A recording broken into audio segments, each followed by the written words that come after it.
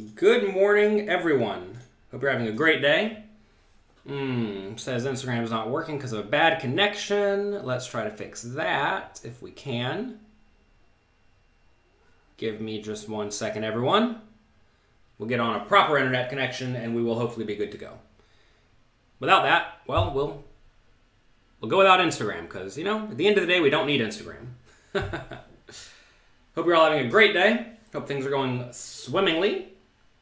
Says all 3 channels are working today on the chat, so with any luck, we'll have YouTube chat today. Seems like we're not connecting to the Wi-Fi too well, though, on my phone. For those who don't know, my phone is like literally right... Oh, you can see it. There it is. Hello, phone. Yeah, there it is. It says we're connected, so with any luck, this will work. All right, looks like we have YouTube back, so that's good. But Instagram is taking its time. While we're waiting on Instagram, is anyone having a great day? How's life going for everyone? Tell me about it. Let's just try turning off the Wi-Fi today and go live without any internet. All right. We're finally on Instagram. Hello, everyone on Instagram. We're on my cell service today, not the Wi-Fi, because the Wi-Fi is not working for some reason. Luckily, though, we have Verizon coming out today. Verizon's going to come out. They're going to fix my internet with any luck. So, that's what we were doing. But I apologize today if Instagram is a little bit shaky because we're using the cell phone service. Okay. You'll think you enjoy Verizon Internet with a Google router added. Need to get a Google router then, apparently. Just got back from university and happy to be back. Good. Good. University is fun. I went to University of West Florida for about 1.5 years, which is probably the worst amount of time to go to college or to university because you don't get a degree, but you're like almost done. That said, poker was too good back in the day. And I always had money set aside to where I could go back to college if I had to. But I never had to, so that's good. Today, we're going to talk about not necessarily university, but coaching in general. Today's topic is when to get a coach. Not just in poker, but in everything. So, the first things first, do you have resources to get a coach, right? And you have to ask yourself as well, do I need hands-on attention? And in my experience, the more hands-on attention you can get, the better. And that's because whenever you have a coach, you're not necessarily just paying for their time. You're paying for all of their knowledge that they've accumulated over their many, many years at whatever area they are teaching, right? So, for example, if someone comes to me as a poker coach, I'm not only going to tell them a few things. I don't have like a lesson plan. I'm going to try to figure out exactly what they are doing incorrectly, and my years of experience allow me to do that. I would tell you to be a little bit cautious going to pay someone a lot of money for a, I'm not going to say a course, but like, I've gone to a coach or two before in the past where they tried to like give me a lesson plan on how to do things. And that's fine if you're like really, really beginner, but it's not necessarily so good if you're very good. Because very often you have just a few small errors in your game as you become better and better. And figuring out exactly what those things are well worth the price of the coach. We're being taught, pre-flop ranges is probably not going to be so beneficial for you if you're already very good. That said, if you're not very good, you're going to have a lot of things wrong in your game, right? And having a coach will allow that person to see all these things that are wrong in your game and will help you pinpoint those and fix those. So, when to get a coach as soon as you can. Every time I go to learn a new game, Jonathan Little, professional poker player, every time I go to learn a new form of poker, I hire a coach. It's a no-brainer. It makes a lot of sense. Because if you pay someone, let's say you pay someone $200 an hour for 10 hours, you're going to be pretty good if they are a decent coach and they have experience making other people good. So that is well worth it, especially if you know you're going to go from breaking even in a game or losing in a game to being an immediate winner or a small winner, right? It's just way, way worth it. Also, you're going to have a better fundamental understanding of how that specific game works. So realize that the goal is to not necessarily win a ton of money. The goal is to accumulate skill. You may say, what if I have no money, right? What if I'm just starting with something and I have no funds to spend on coaching? Well, then you can do the next best thing, which is get virtual coaching, where you find someone who you like, presumably you all found me, and you study what they have produced, right? Because doing that is almost the same as coaching. And you can do other things, like I have the Inner Circle, for example, where people can call in for 15 minutes every 2 weeks and ask their questions. That's like a very, very, very cheap form of coaching, right? Dwayne says, what is my hourly rate? I currently charge $500 an hour for private coaching, which is high because, I don't want to be doing private coaching because from my perspective, I want to be helping as many people as I can at a time. And when you do private coaching, you're helping one person at a time. And so that is not a good use of my platform. I am lucky to have a large amount of scalability where I can help lots of people at the same time. Most people don't have that opportunity, but I do. So I want to make sure I don't squander that opportunity by being selfish and helping only one person at a time. But anyway, you need to find ways to get the knowledge for free or cheap, right?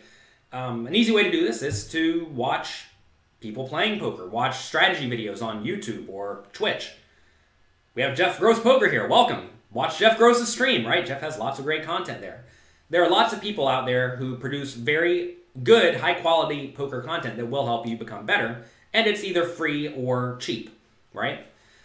There's a lot of value in finding someone who you relate to, you understand what they are presenting. I mean, that's something that some coaches have an issue with, is that they have a difficult time getting their point across, right? Because some people get into coaching because they want to try to sound smart, which is not the way to go about doing it. You want to get into coaching because you want to help people. And you want to improve people's skills, right? I know that I would certainly not be where I am if I did not have all of my coaches in the past, and it's good to give back. So, how do you find a coach, right? Ideally, you want to find coaches who are winners in the game that you are trying to beat, right? While it would be great to hire a super high stakes pro to teach you, very often that's not necessary, and it's going to be, like I said, quite expensive, right? So, say you're playing $200 buy-in tournaments and you want to be playing $500 buy-in tournaments. It may be fine just to find someone who is a long-term winner in the $500 games at your local casino, or find a good online player who is happy to do coaching relatively cheaply. That is going to be a very good way to get into learning from someone else, and often it's going to be very affordable. That said, there's nothing wrong with going to someone who is a significantly higher stakes player than you. The problem is that often those players will have a difficult time relating to your specific game. I mean, this is my biggest struggle with coaching my Inner Circle members, because quite often they'll come to me with 1-2 no limit hands or 2-5 no limit hands, and I don't play a lot of 1-5, 1-2 or 2-5.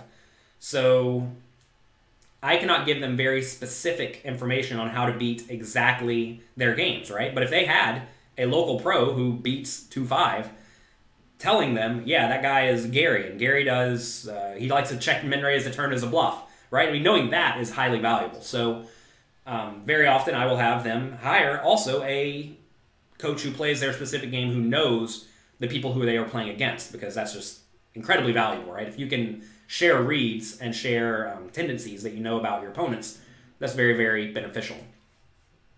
What's the best way to record your live hand histories? I have a video on this. Go to jonathanlittlepoker.com/notes. It's nice and easy. It's not hard. You can do it. You can write a hand in like 6 seconds. Easy. Let's see. Eric says, just got my book, Mastering Small Stakes No Limit Hold'em. The book is huge. It's not too big. It's only 500 pages or so.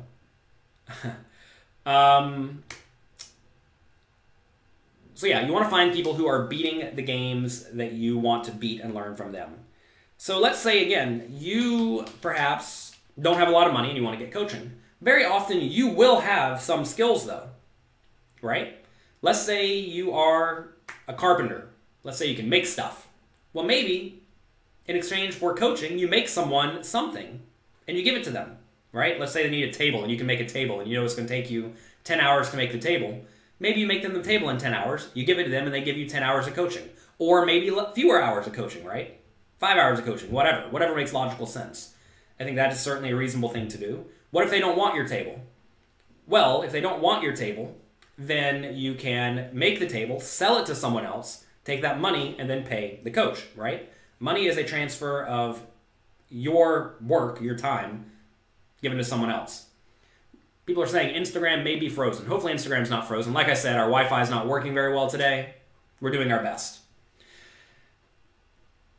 Let's see. I have so much drive and grit. How do you know? Have you ever had depression? If so, how do you pull through it? I was diagnosed with depression as a kid. It probably was not accurate. I think I am highly motivated because I enjoy what I'm doing. If you enjoy what you're doing, you're going to do fine. I've definitely had periods of burnout where I essentially just didn't want to play much anymore. Usually this happens towards the end of a long tournament stretch where you play all day every day. This is the World Series of Poker, right? I would go out there for 3 months, play literally 12 hours a day every day. Then after that, I'm ready for a break. I think that's kind of a reasonable feeling, though, right? If you do anything for 30 days straight, you're probably going to want a bit of a break. I typically don't get too disgruntled anymore. I used to have a very negative mindset. I don't know why I had a negative mindset. I was a young, dumb kid. I don't know, try to not be a young, dumb kid is what it amounts to. Just received mastering, small stakes, no limit hold'em. Let's find it. Where is it? Here it is. The Holy Grail of poker books. That's what I tried to do. Lots and lots of ranges, lots of range analysis, discussing how to play all sorts of various spots. And you'll actually find that if you like this book, this is exactly what we do over at pokercoaching.com. We go through ranges, we figure out how to play your range and all these spots. You can get it at jonathanlittlepoker.com/mastering. It is a big book. 500 pages or so. Oh, sorry, I fibbed. Only 479. All right. If you're winning, do you still recommend getting a coach? Yes, I do. Especially if you're trying to move up. Very often, the games you are trying to beat, like say you're a 2-5 player and you want to go play 5-10, very often that game is going to be a little bit different. And learning how to play in those games would be very beneficial. You have a question about past webinars. Can we look at your answers to find leaks? Well, I mean, I review everyone's answers in the homework webinar, so I tell you the leaks that you are making. Oh, you mean if you're going to go back and do the homework? Yeah, I mean, you have to do your answer, make your answer for the past homeworks if you're not attending live, and then compare it to my answer. And then if you want to really dig deeper, go in and watch the answers that I gave to other people's homework, or find someone's homework who looks similar to yours, and then go and watch my review of that person's answer. Because usually people answer, or there are only like 5 or 10 answers that people give. And if you find one that's comparable to yours, my analysis of that one will probably apply to yours. You're about to turn 22. How do you not be a young, dumb kid? That's a tough question. I think a lot of life experience is very helpful. I think getting beat up a little bit is very helpful. Having tough times happen is very helpful. Having good things happen is very helpful. But I would tell you to try to learn from other people who you respect. Find people who you respect, right? Find people who have the same values you do. To be fair, when you're a young, dumb kid, you probably don't have any values. All I wanted to do when I was 21 is to sit there and play poker all day, every day. So, I mean, I guess if I had to give advice to myself, I would tell myself back in the day to enjoy life more. Because really, all I did every day was sit and play poker all day, every day for 3 or 4 or 5 years. So, don't do that. You need to make sure you enjoy life. Make sure you develop skills that are not exactly playing poker. That said, to get really good at something quickly, you often do need to devote a lot of time to that. So I'm not going to say that my time when I was 21 was squandered or wasted by any means. It was not, because I turned between 18 to 21, I made $300,000 or whatever it was, and had no variance, and had an apartment, or I had a condo that was basically paid off, and I had a lot of stuff that a lot of kids don't have. But I did not have a social life. I did not have any friends besides my online poker friends. And that was it. So find mentors. Find people who, perhaps if you're good at poker, you can give them your poker skills in exchange for their life skills. And I think that's going to be really beneficial. I have 5 or 10 mentors who are really good at life. They're only okay at poker, and they like learning poker from me, and I like learning about life from them. We go out to lunch, we'll meet up at poker stops, we just chat, have fun. I learn from them, and presumably they learn from me. Do you think it's beneficial to have multiple coaches for one particular game? Probably not so much. Get one who you are reliable, or who you rely on, who is reliable, and I think that's going to be pretty beneficial. Let's see, I missed some questions. Let's see. What are some good online sites to play outside of the regulated sites? There aren't any. Could we consider you our mentor? In theory, I mean, if you come here and you sit and you listen to me talk every day and you think that I have something valuable to say and something valuable to give, then yes, right? And I try to help all the people who are coming up in poker because I know I would not be here without the help of people who came before me. And at this point, I do have a lot to say. People don't understand. I used to not say a whole lot. And you may ask, why didn't you say a whole lot then, but now you say a lot now? Well, back then I didn't know anything. I was a young, dumb kid, right? If you're a young, dumb kid, you should not feel as if you have good advice, right? Can't be egotistical. And even today, I don't think I have the best advice, but I think I do have better advice than most, which is almost certainly true, because I've listened to the advice of others in the poker world, and it's quite bad. Anyway, you need to find someone who you relate to, who will help you specifically, and who is not afraid to give to you, right? Fired up for the Inner Circle webinar tomorrow. Don't get too excited. My wife may have a baby. Let's see. You just played the local tournament this weekend. You have some good spots for me. Good. Who would I recommend for live coaching 1, 2, and 2, 5? I don't know anyone personally off the top of my head. People come to my Inner Circle webinar. We discuss all those hands. I would probably tell you to go to the people at Crush Live Poker. They have lots of live poker pros who you should you should at least look at that. I think that would be a reasonable thing to do. What are the most important areas of math and logic to study for No Limit Hold'em? Multiplication and division and basic algebra. It's all you really need. The computers do all the rest. Can we get a discount to the Inner Circle? We do give discounts every once in a while. You have to be on my email list. If you're not on my email list, then you will not see the discounts. So make sure you get on that. Clint says,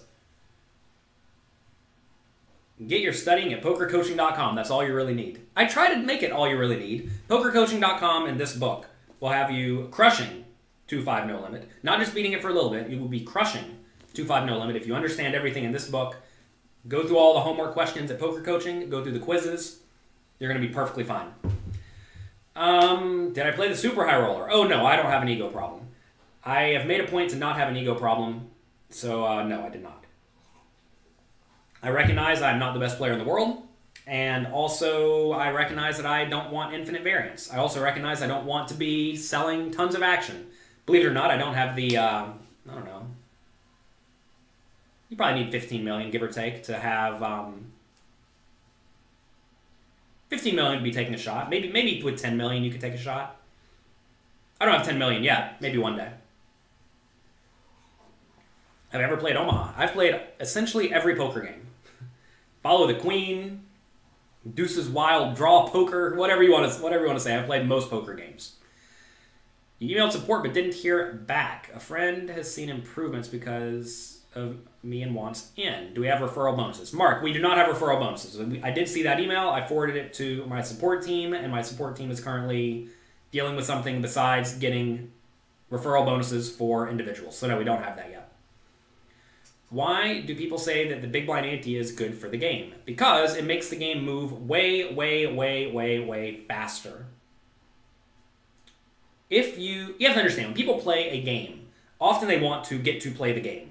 If you are sitting at the table dealing with the dealer collecting a bunch of these antes, then what inevitably happens is sometimes that gets messed up and the dealer has to interact with every single person every hand. But the dealer doesn't need to interact with every single person every hand, right? I mean, if one person puts in the ante, that's great.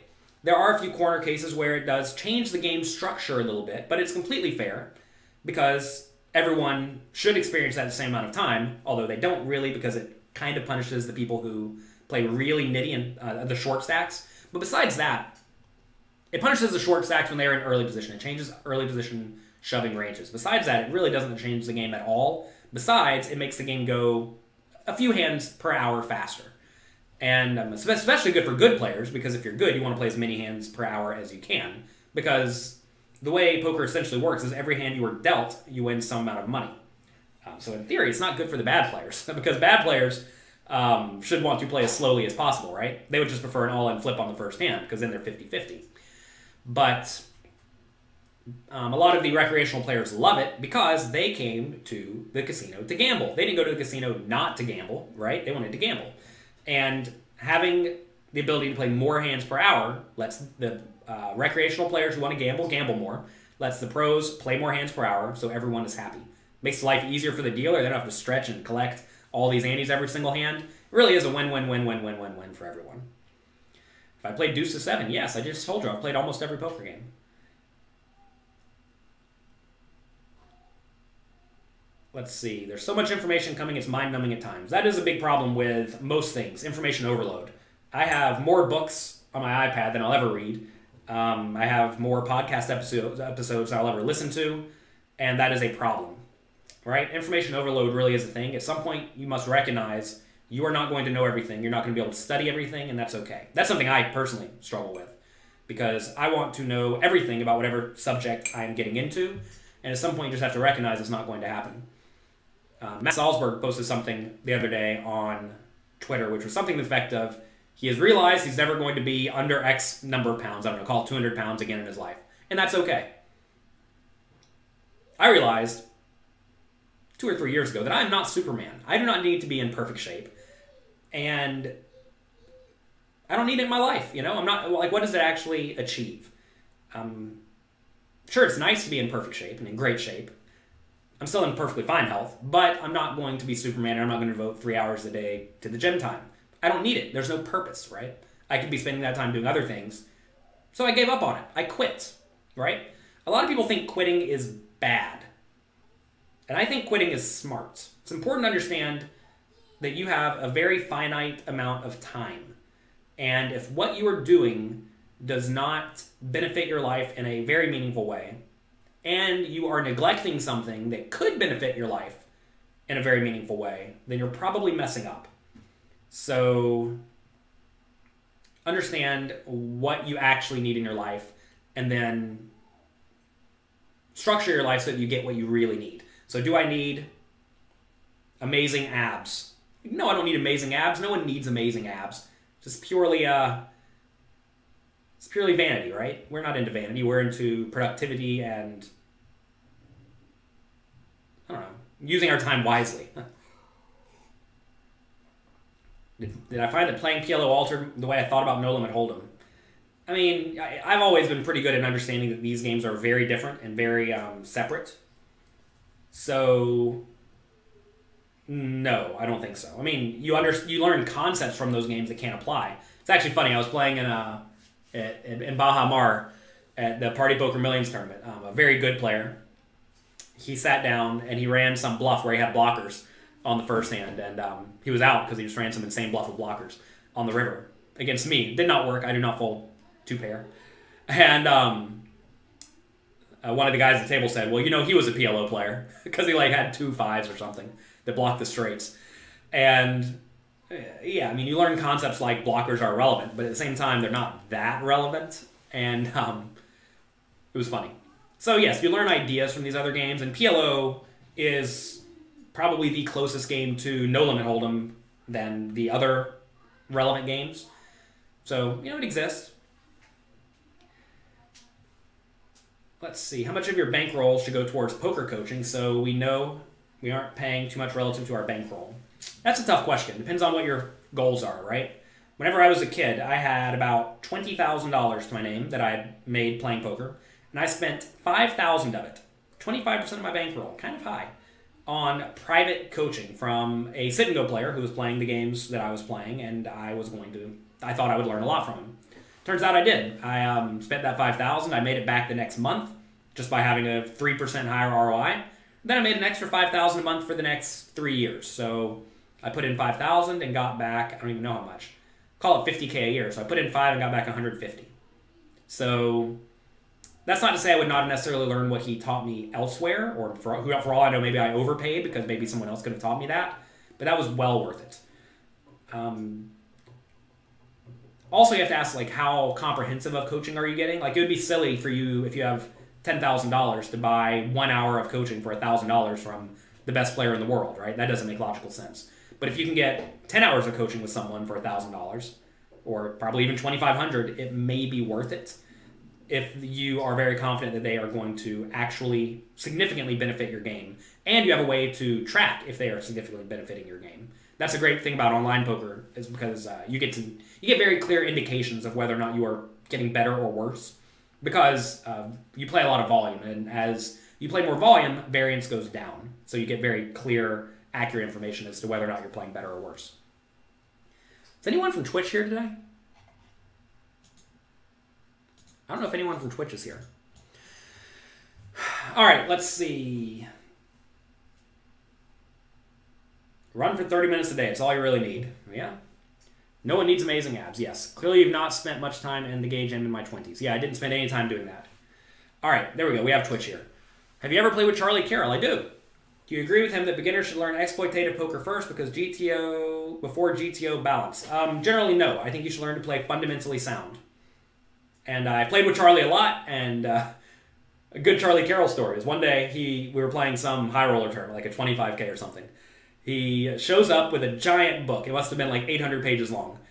He's sitting there, doesn't play any hands, reads his book. I'm like, oh, you got a good book here, huh? And he's like, yes, my anti-tilt mechanism.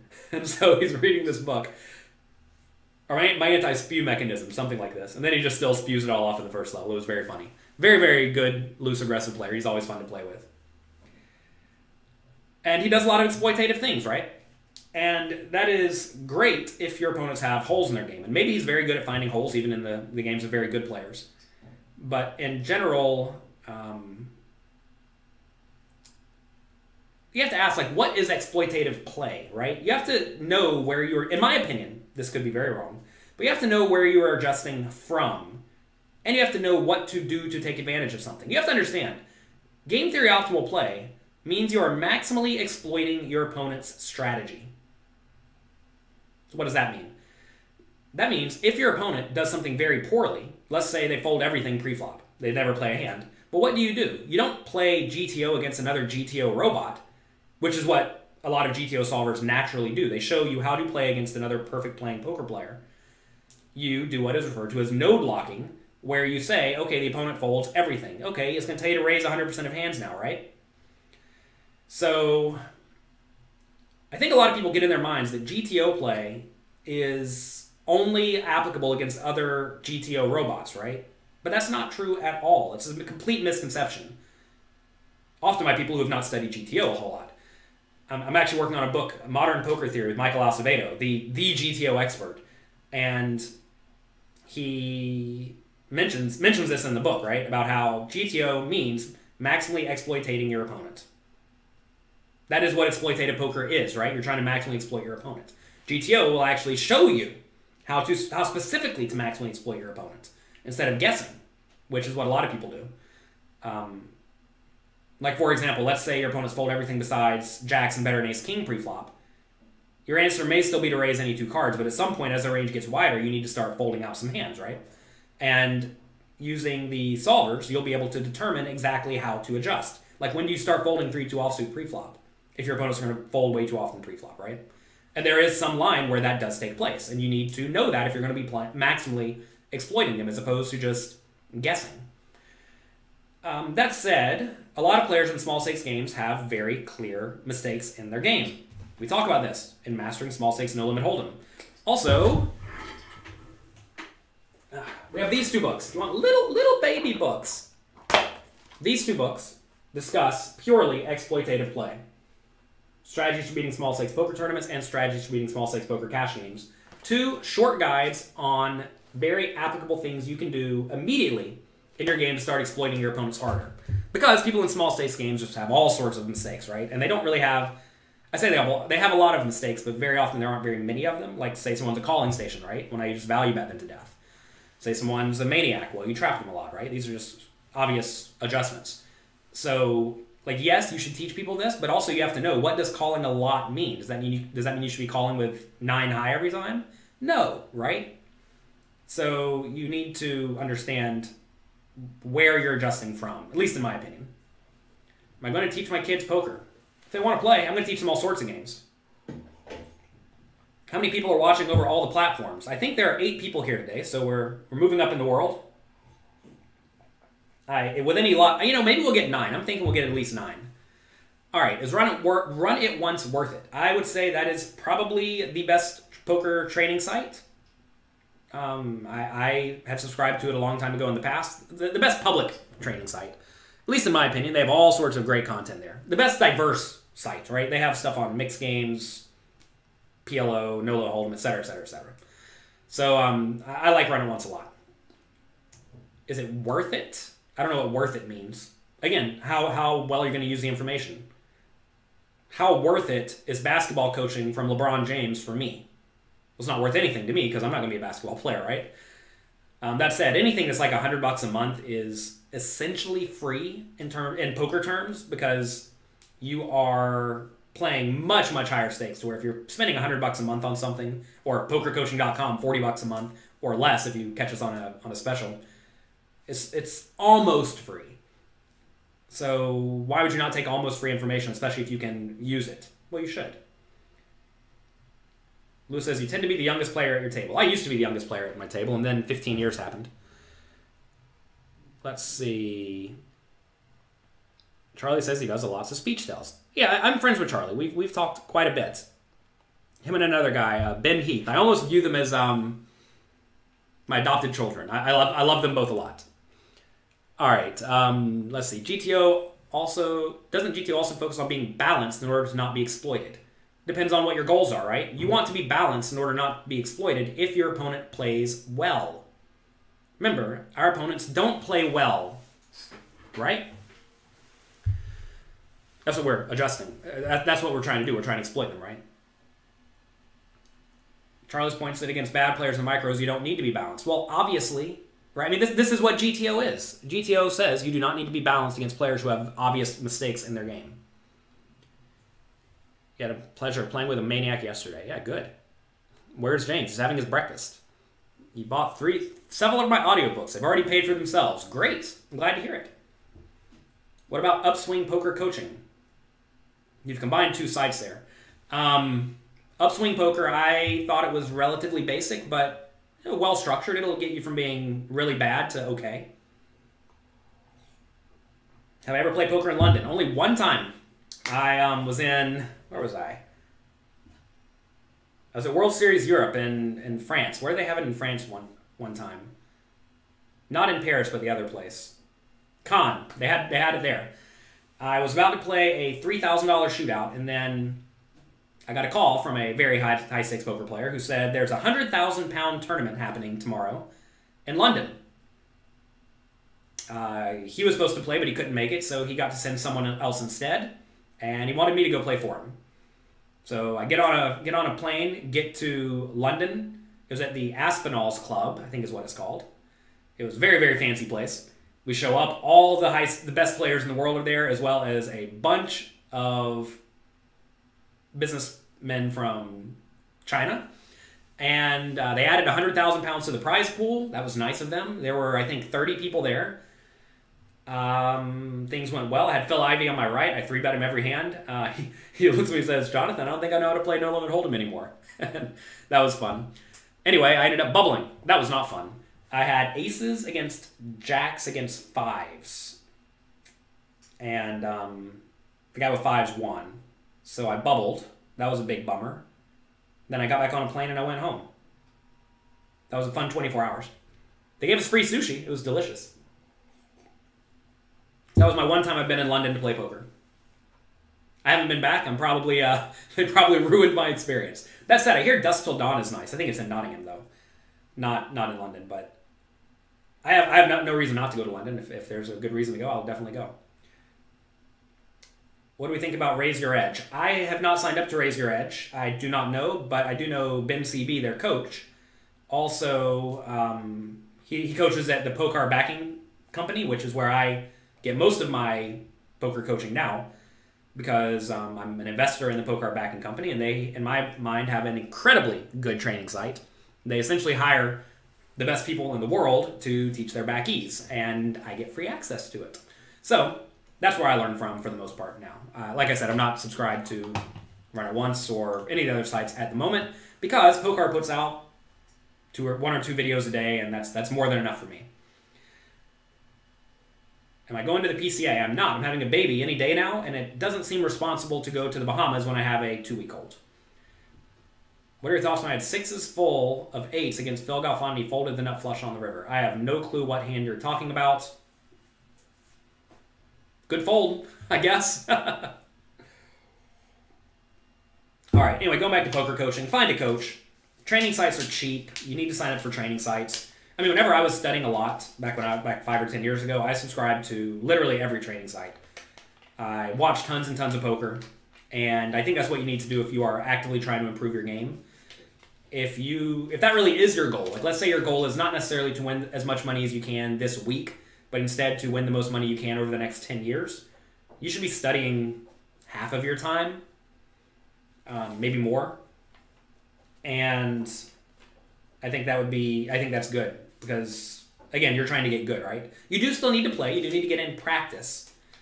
But, at the same time, understand what your goals are. This is why I recommend not playing a ton of tables, right? Until you are very, very, very good whenever you're playing online, right? Don't play 12 tables. Because your goal is not to grind out a small amount of money. Your goal is to win the most you can from each table. Let's see. The game evolves. Well, people get better over time in all games. That's what happens. Have you ever played small stakes outside of America? I don't think I have. Typically when I'm outside of America, I'm playing some big tournament series. I don't have any free time. And when I have no free time, I am resting or playing high stakes poker. So no, I've never played outside of America, I do not think. I mean, I know I've played like 5-10 sometimes. This was, gosh, 8 or 10 years ago at this point, though. So no, I guess the answer is essentially no. I presume it is similar enough, though. How do you beat really, really passive players? You read this book here. It'll tell you. Let's see. Let's see if I can find it. How to play against those who play too many hands too passively. Or how to play against players who play too few hands too passively.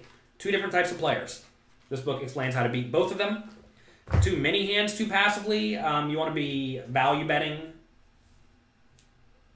Depends on if they're going to be folding a lot. What if they don't play very many hands, but they check call down every time? Well, against those players, just don't put money in the pot and see cheap flops. But I outline it very clearly in both these books. This one discusses it in tournaments. This one discusses it in cash games.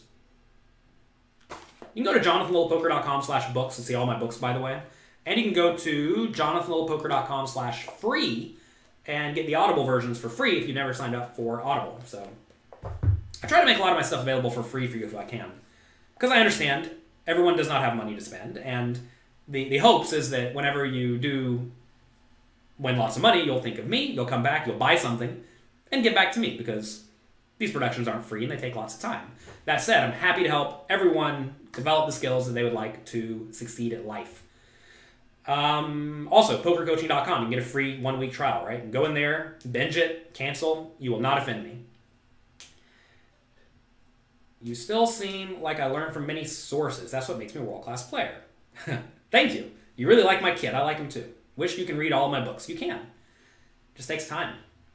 When playing live cash and you get all in, if your opponent asks if you want to run it twice, should you accept or decline? One thing I learned from the great tipster, one time. That's the answer.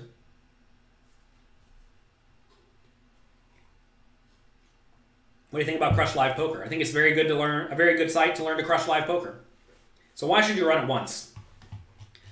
The main reason is because, well, listen, first off, this presumes you are a good player who is practicing sound bankroll management. Okay? Is that true? Should be. If it's not, you're messing up. Go to jonathanlittlepoker.com/bankroll to learn about that. Next, will you go on tilt if you lose? Obviously, you shouldn't. You should have read my books back there, Positive Poker and Peak Poker Performance. You should not be going on tilt. If you go on tilt, you're a fish. Basically, are you a fish? That's the question. If you're a fish, maybe you should run it twice. If you're good, though, and you know you're not going to go on tilt, and you know you're properly bankrolled, why should you run it more than once? Well, the only answer is to keep variance down. So, when do you want to keep variance down? Always, but do you mind variance in exchange for perhaps your opponent going on tilt if they lose? And very often your opponent will go on tilt if they lose, and also you're going to find a lot of people call you more in general if you are willing to run it more often, which may be good or bad depending on your overall strategy. Often I like my opponents to fold to me. So if I like my opponents to fold to me, then I don't want to be the one that they think they can call and then get half their money back most of the time. So if you are just like a generally weak type player and you're value betting a ton and you don't mind if your opponents call you, then perhaps running it twice is a good adjustment. But if you want fold equity, you don't want to run it twice. What's my opinion on Jonda's application of Hold'em? It was okay.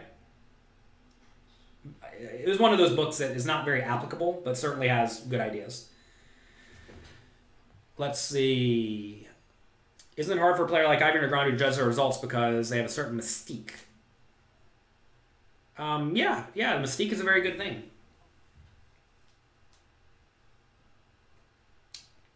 I mean, this is why people... I mean, I definitely think Negreanu and Ivy have a higher win rate because people play differently against them because they are Ivy and Negreanu. I mean, it happens in all aspects of life, right? If someone's a celebrity, they're going to get preferential treatment.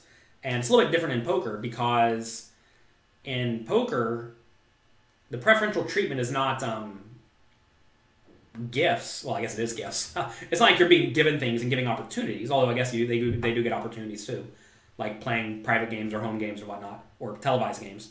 But players will play differently against them. So if they understand how the players play differently against them, that's very, very valuable. Let's see. How should bet sizing be adjusted when passive opponents never 3-bet the nut hands in their range? I don't know, Lewis. Actually, I do know, but we're not going to get into that because we have to get going soon. Go to jonathanlittlepoker.com/innercircle, sign up, ask me that, and I will give you a very, very 30-minute long detailed answer. Any merit to run it twice when behind on a draw to take advantage of card removal? I don't think so. I don't think it matters at all. If it matters some, it's incredibly negligible. So no. One time. Most intimidating thing, most scary thing you can do to someone whenever you know they're gambling, as they often do at PLO, which is where they often run it multiple times. People are often playing way too big, they're gambling too hard, and against those players, the last thing they want to hear is one time, because they know they could be out of action for the next year, because you say one time. Lisa says, instant results after reading the Small Stakes Cash book in live casinos. Good job. Good work. It's exactly what we're going for. Do I advise researching, or resetting your money in cash games to 100 big blinds? Depends on if you're really good at 100 big blinds or not. I like playing deep stack because people make errors when they're playing deep stack, right? If you play better than your opponents, you want to play deeper stacks in general.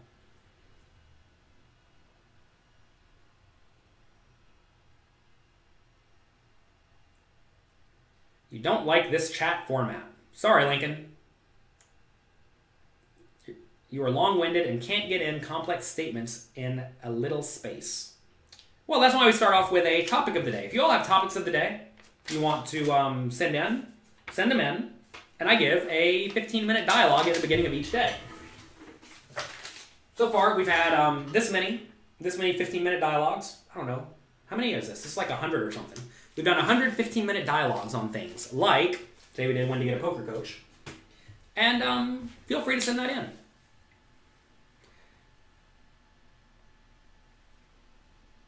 who would I choose for Holden Manager data analysis? Go to Alex Fitzgerald. I know he does that, and he does good work. So yes, go to Alex Fitzgerald. He is very good at analyzing databases. All right, it's time to go.